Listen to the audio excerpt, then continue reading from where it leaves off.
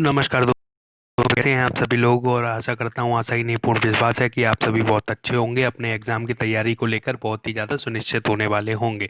तो आप सभी जितने भी लोग ये वीडियो देख रहे हैं, आप सभी को बहुत बहुत धन्यवाद और उसके साथ साथ बहुत बहुत शुभकामनाएं आपके आगामी परीक्षाओं के लिए। सबसे पहले मैं बता दूं आपको कि रेगुलर बेसिस पर अगर आप मॉक टेस्ट लगा रहे हैं तो वही एकमात्र स्ट्रेटजी रह जाती है, क्योंकि बहुत कम समय बचा है। ऐसे में थ्योरी पढ़ने से काम नहीं चलता है। पढ़ी जाती है थ्योरी, केवल और केवल वो व्यक्ति पढ़ सकते हैं जिन्होंने पहले से ही बहुत सारी चीज़ें पढ़ रखी हों। तो वो अपने हिसाब से, जहाँ उनके खुद के नोट्स होंगे तो उस हिसाब से वो आसानी से अपने कन्वर्ट कर सकते हैं चीज़ों को। ठीक है, जल्दी एक्सेस कर सकते हैं। लेकिन कोई नया स्टूडेंट है तो केवल और केवल अगर उसने कुछ ज़्यादा नहीं किया है, अगर मान के चलिए 50% 60% कर पाया है अभी तक केवल सिलेबस का, तो भी कोई घबराने वाली बात नहीं है। क्यों? क्योंकि केवल और केवल आप मॉक टेस्ट लगाएंगे, उससे आपके सबकॉन्शियस माइंड में कहीं ना कहीं ये जाके चीज़ें फिट होती हैं, है ना। तो ध्यान रखिएगा, बिना समय गवाए बात कर लेते हैं हम यहाँ पर पहले क्वेश्चन की ओर। देखिए, सिंधु घाटी सभ्यता किस देश में है? ठीक है, सिंधु घाटी सभ्यता की बात करें तो सी, देखिए यहाँ पर अफगानिस्तान।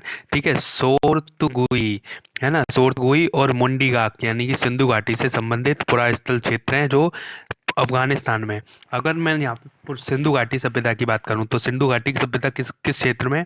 ठीक है, वो इस चक्कर वो बता दीजिएगा। और मोहनजोदड़ो की बात करें तो वो किस क्षेत्र में है? ठीक है, वो बताइएगा। ठीक है, यहाँ पर बात कर लेते हैं सेकंड प्रश्न की ओर। ठीक है, यहाँ पर देखिए, सिंधु घाटी सभ्यता के बारे में नहीं पूछा था, सोर गुई के बारे में पूछा था, है ना। ध्यान रखिए, मुंडी घाट सिंधु घाटी सभ्यता से संबंधित है। ठीक है, दोनों। आगे बात कर लेते हैं हम किस बारे में। गौतम बुद्ध का जन्म जो है स्थान किसके द्वारा अंकित किया गया है? तो किसके द्वारा? अशोक मौर्य का, ठीक है, रुम्मेनदेई स्तंभ। ठीक है, तो इसके द्वारा जो है अंकित किया गया था। क्योंकि क्या हुआ था, वह अपने राज्य हुआ था ना उनका। ये देखिए यहाँ पे लिखा भी हुआ है कि राज्याभिषेक के 20वें वर्ष लुम्बिनी ग्राम में गया, वहां पत्थर की दीवार बनवाई थी और शिला स्तंभ खड़ा किया था, है ना। 563 ईस्वी में जो है इनका जो है जन्म हुआ था। और कब मृत्यु हुई थी इनकी बताइएगा जरा। ठीक है ना, 80 साल की उम्र में मृत्यु हुई थी ना, तो बताइएगा ना। यहाँ पर तीसरी बात कर लेते हैं हम। कहते हैं कि एक भारत में उत्पन्न, ठीक है, कौन सा एक भारत में उत्पन्न सबसे बाद वाला बौद्ध धर्म का ग्रंथ है? कौन सा है भैया? ये देखिए, ये है ना बाम सात पाक सिनी। यानी कि कौन सा है ये? कब हुआ था ये हुआ था आपका 1800 कुछ में हुआ था ना, बहुत एडी में। ठीक है ना, 1810 या कुछ समथिंग के एडी में हुआ था। तो ध्यान रखिएगा इसको, है ना। आगे बात कर लेते हैं हम। देखिए यहाँ पर सबसे बाद में, ठीक है, इसकी रचना जो है 10वीं शताब्दी में हुई है ना। ध्यान रखिएगा। यहाँ पर बात कर लेते हैं, देखिए किस बारे में, 10% नियम किससे संबंधित है? 10%। ठीक है, तो किससे संबंधित हो जाएगा ये? बिना समय गवाए यहाँ पर देखिए, ऊर्जा का खाद्य रूप में पोषी स्तर से दूसरे पोषी स्तर तक पहुंचाने, उससे संबंधित है। ठीक है, और ये देखिए यहाँ पर व्याख्या बहुत अच्छी तरीके से दी गई है। लिंडेमान में 1942 ने क्या किया था? 10% का नियम, यानी कि 10%। इसके अनुसार क्या है? शाकाहारी जंतु उत्पादन की शुद्ध प्राथमिकता उत्पादन, नेट प्राइमरी प्रोडक्टिविटी अपने में खुद में। पद छाप का माप बताइए। माप की इकाई कौन सी होती है? भूमंडलीय हेक्टेयर। ठीक है, बिना कुछ समय गवाए भूमंडलीय हेक्टेयर कर दिए। नैनोमीटर नहीं होती, ये भी नहीं होती, ये भी नहीं होती। ठीक है, ध्यान रखिएगा।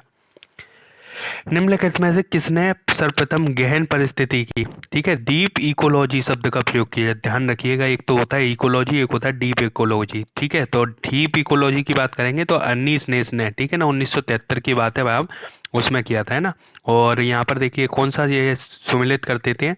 तो यहाँ पर देखिए, बिना समय गवाए हम यहाँ पर बता देते हैं आपको। थर्मो जो रजिस्टर है ना, तो इलेक्ट्रॉनिक थर्मामीटर से संबंधित है। ठीक है, ये क्या है? इलेक्ट्रॉनिक एक थर्मामीटर भाती है और यह उपकरण तापमान में परिवर्तन के साथ प्रतिरोध को बदलता है।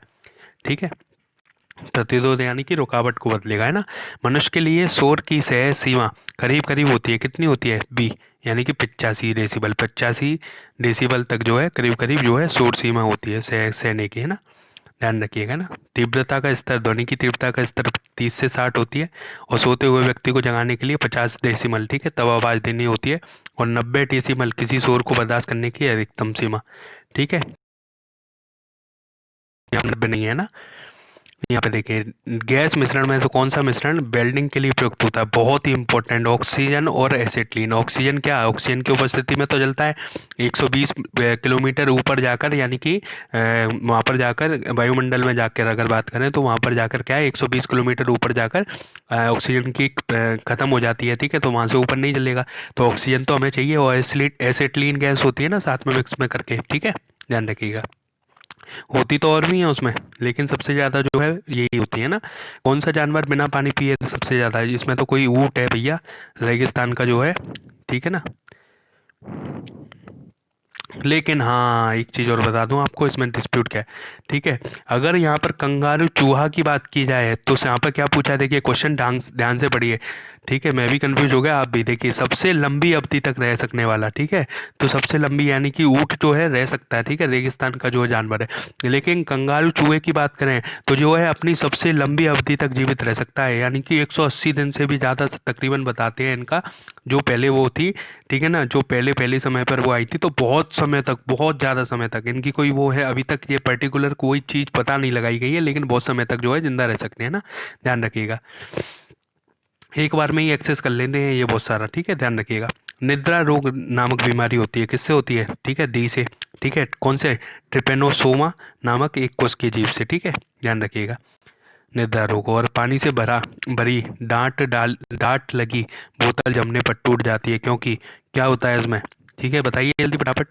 इसमें देख लेते हैं हम कौन सा हो जाएगा ऑप्शन। ऑप्शन नंबर सी, जमने पर तल जल का जो आयतन है ना, वॉल्यूम, वो बढ़ जाता है ना। 0 डिग्री सेल्सियस पर पानी बर्फ के रूप में परिवर्तित होती है ना, ध्यान है।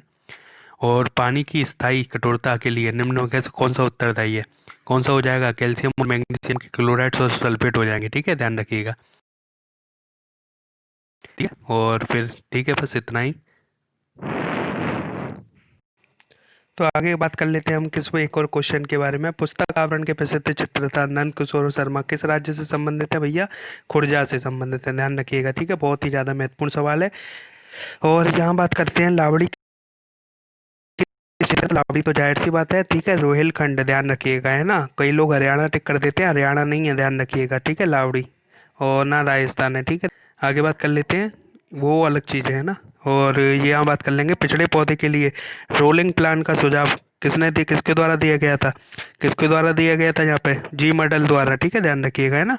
और पिछड़े देशों के लिए रोलिंग प्लान का सुझाव जी मेडल द्वारा इस व्यवस्था में प्लान अनवरत चलती रहती है, ठीक है। और बाजार में अस्तित्व में सबसे अनिवार्य क्या है? देखिए क्या है, ठीक है, बैंक है, कीमतें हैं, श्रमिक संघ है। ये क्वेश्चन आपके लिए छोड़ दिया है, आप बताइएगा इसका कोई आंसर, ठीक है, ध्यान रखिएगा। आगे बात कर लेते हैं हम किस वाले में। ब्लैक होल के सिद्धांत को किसने, ब्लैक होल के सिद्धांत को भैया जाहिर सी बात है चंद्रशेखर, ठीक है, चंद्रशेखर। और कौन से जो है अवस्था वो में चंद्रशेखर जी का नाम आता है, ध्यान रखिएगा। चंद्रशेखर सीमा है ना, ध्यान रखिएगा, चंद्रशेखर सीमा के सिद्धांत का प्रतिपादन, ठीक है। अंगूर में प्रचुर मात्रा में पाए जाने वाला ऑर्गेनिक अम्ल कौन सा है अंगूर में? ठीक है, एसिटिक है। एसिटिक तो अपना जो है एसिटिक प्रकृति का होता है, साइट्रिक, ठीक है। और मेलिक होता है या टार्ट्रिक? जल्दी बताइए फटाफट, ठीक है। आगे बात कर लेते हैं हम, चलिए मैं बताइए, ये देखिए यहाँ पर टार्ट्रिक होता है, ठीक है, ध्यान रखिएगा। इमली होती है, जितनी भी खट्टी चीज़ होती है ना उसमें टार्ट्रिक अम्ल पाया जाता है, ठीक है। आगे बात कर लेते हैं, कौन सा युग्म में सही सुलमित नहीं है? ठीक है, कौन सा नहीं है इसमें से? देखिए ध्यान से फटाफट जल्दी और बताइए इसमें, ठीक है। इसमें जो है कौन सा हो जाएगा? बाय बेरी बेरी स्कर्वी, ठीक है ना। सिलिकेट नहीं है तो कौन सा है? बेरी बेरी कौन से उससे विटामिन की कमी से होता है क्या? जल्दी बताइए फटाफट। यहाँ बात कर लेते हैं हम आगे किस बारे में, भारतीय इतिहास के संदर्भ में निम्नलिखित में से कौन से भावी बुद्ध हैं जो संसार की रक्षा हेतु अवतरित होंगे? कौन से को बोला गया है? मैत्रेय को बोला गया है ना, ठीक है, रक्षा के लिए। और मौर्य प्रशासन में पौतवाध्यक्ष का संबंध किस विभाग से होता है? बताइए किससे होता है, ये बताइएगा जल्दी जल्दी फटाफट। बी से होता है ना, ध्यान रखिए, मापतौल का अध्यक्ष है ना। और आगे बात कर लेते हैं हम, आगे बात कर लेते हैं यहाँ पर हार्मोन्स में से एक स्त्रीलिंग हार्मोन है, कौन सा है? टेस्टोस्टेरोन कि एस्ट्रोजन? एस्ट्रोजन है, ठीक है, एस्ट्रोजन जो है स्त्रीलिंग हार्मोन है। और आगे बात कर लेते हैं हम किस बारे में, आगे बात कर लेते हैं कोबाल्ट 60 के आमतौर पर विकिरण चिकित्सा में प्रयुक्त होता है, क्योंकि यह उत्सर्जित तो करता है, कौन सी किरणें करता है? कौन सी करता है, जल्दी बताइए फटाफट। आगे बात कर लेते हैं हम यहाँ पर किस बारे में, भारत सरकार ने वन अधिक्षण अधिनियम किस वर्ष से अधिनियत किया है? ठीक है ना, कौन से में किया है? 1980 में, है ना, ध्यान रखिएगा। और यहाँ पर बात कर लेते हैं कौन सा सुलेखित नहीं है ना, सुमेलित नहीं है, कौन सा नहीं है इसमें सुमेलित? ठीक है, देखिए ये तो है आपका बांदीपुर जो है कर्नाटक में है, मानस जो है असम में, ध्यान से, ये तो जाहिर सी बात है। परियार जो है केरल में, केरल परियार रिवर है ना, ठीक है, ध्यान रखिएगा। ये वाला जो है नहीं है, ठीक है। तो मध्य प्रदेश में जो है कौन सी बहती हैं? ये भी दो आती है ना, नर्मदा और कौन सी ताप्ती, कहाँ कहाँ से बहती हैं, जल्दी बताइए जल्दी। और यहाँ पर देखिए, यहाँ पर एक और क्वेश्चन के बारे में बात कर लेते हैं हम। किस बारे में? स्वर्ण जयंती स्वरोजगार योजना का स्थापना वर्ष कौन सा है? तो 1999 हो जाएगा इसका। ठीक है, आगे बात कर लेते हैं हम। किस प्रति दर से संबंधित है? बी हो जाएगा, राष्ट्रीय आय से संबंधित है। ठीक है। और प्रोफेसर यहाँ पे देखिए, व्याख्या देख लीजिए, 1981 में अमेरिकन इकोनॉमिक एसोसिएशन के बोलते हुए हिंदू प्रति दर का सर्वप्रथम प्रयोग किया था प्रोफेसर राजकृष्ण द्वारा। प्रयुक्त हिंदू प्रति दर, ठीक है, राष्ट्रीय आय से संबंधित है। ठीक है। केंद्रीय खाद्य तकनीकी अनुसंधान बहुत ज़्यादा इंपॉर्टेंट है, खाद की पूछ रहा है भैया, ध्यान रखिएगा, मैसूर में है। और एक चीज़ और बताइए, किसान से कृषि से संबंधित कहाँ पर है? ठीक है, बात लेते हैं अगले क्वेश्चन की ओर। अगला क्वेश्चन, सूखी बर्फ क्या होता है? ठीक है, कौन सा होता है सूखी बर्फ? जल्दी बताइए। डी है ना, कार्बन डाइऑक्साइड, ठोस कार्बन डाई CO2, है ना। और यहाँ पर बात कर लेते हैं, कृत्रिम वर्षा या मेघ बीजन के लिए प्राय प्रयोग के लिए लिए जाने वाला रासायनिक तत्व है, कौन सा होता है इसमें? जल्दी बताइए जल्दी। ठीक है ना, सभी होते हैं ना।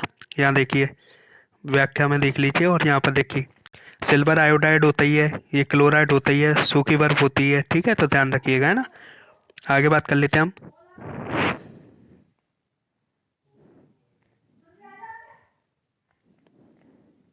बात कर लेंगे हम, सामयिक बाल विकास सेवाएं नामक कार्यक्रम प्रारंभ हुआ था, कौन से में हुआ था?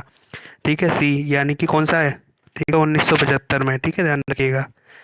और यहाँ पे ICDS है ना, ICDS बोलते हैं इसको। पूसा मंजरी क्या है? पूसा मंजरी की बात करें तो पूसा मंजरी क्या है? लौकी की किस्म है ना, ध्यान रखिएगा, है ना।